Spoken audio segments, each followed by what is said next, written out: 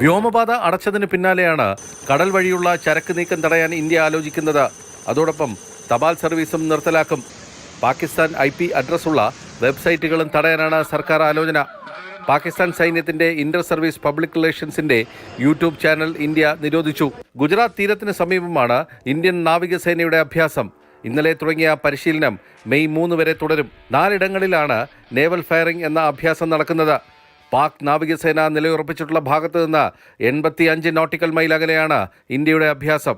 ഇരു സേനകളും മുഖത്തോട് മുഖം നിൽക്കുകയാണെന്ന് ഉപഗ്രഹ ചിത്രങ്ങളിൽ നിന്നും വ്യക്തം. പടക്കപ്പലുകളുടെ യുദ്ധസജ്ജ പരിശീലനവും തുടങ്ങിയിരുന്നു. കോസ്റ്റ് ഗാർഡും പരിശീലനത്തിന്റെ ഭാഗമാണ്. ഭീകരരെ കണ്ടെത്താനുള്ള അന്വേഷണം ശക്തമായിരിക്കെയാണ് ദേശീയ സുരക്ഷാ ഏജൻസിയുടെ ഡയറക്ടർ ജനറൽ സദാനന്ദ് വസന്തത്തെ പഹൽഗാമിലെത്തുന്നത്. സാങ്കേതിക സംവിധാനങ്ങളുടെ സഹായത്തോടെ അന്വേഷണം ശക്തമാക്കിയിട്ടുണ്ട്.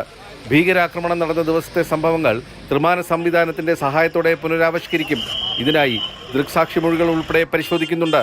2019-ൽ പുൽവാമ ആക്രമണത്തിന്റെ ത്രിമാന ദൃശ്യങ്ങൾ പുനരാവിഷ്കരിച്ചിരുന്നു. അതേസമയം പഹൽഗാമിൽ സുരക്ഷാ ഇന്റലിജൻസ് വീഴ്ച സംഭവിച്ചുവെന്ന മുൻ മുഖ്യമന്ത്രി ഫറൂഖ് അബ്ദുള്ള കുറ്റപ്പെടുത്തി. വിദേശമന്ത്രി S ജയശങ്കറുമായി US state secretary Marco Rubio ചർച്ച നടത്തി. ഭീകരാക്രമണത്തിന് പിന്നിലുള്ളവരെയും ആസൂത്രണം ചെയ്തവരെയും നടത്തിയവരെയും നിയമത്തിന് മുന്നിൽ കൊണ്ടുവരുമെന്ന് വിദേശമന്ത്രി വ്യക്തമാക്കി. മാതൃഭൂമി ന്യൂസ്, ഡൽഹി.